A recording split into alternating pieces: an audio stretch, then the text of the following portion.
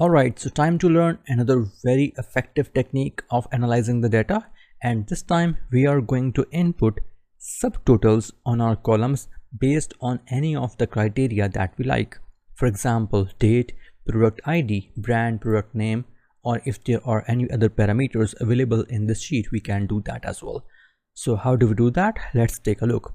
First of all, I will press the Alt key to get my panel here, and now as I have panel, I will go to this data tab here, and in this data tab I should be able to see subtotals here. I have subtotals here.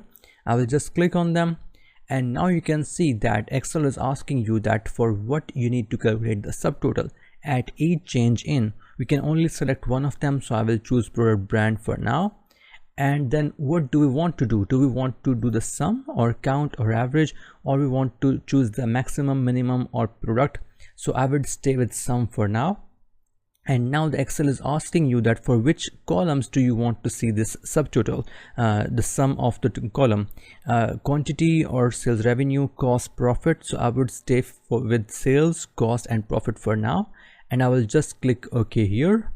And as I click OK, you can see that your sheet is now having a completely different look and feel. So basically Excel has added subtotals after each category, and the subtotal is available for sales revenue as well as cost as well as profit.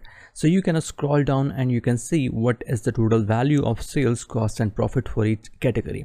By the way, you can do these features as well. You can do this plus minus to hide any category or to show off any category.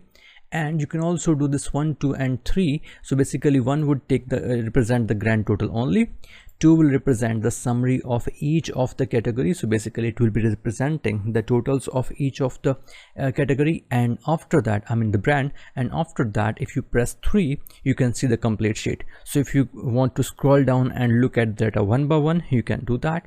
If you want to look at the summary of each category, you can press on 2 here, level 2 basically. And if you want to go at the top level summary of the total sum of revenue, cost, and profit, you can click here on 1. So again, very good, easy, and effective technique of data analysis.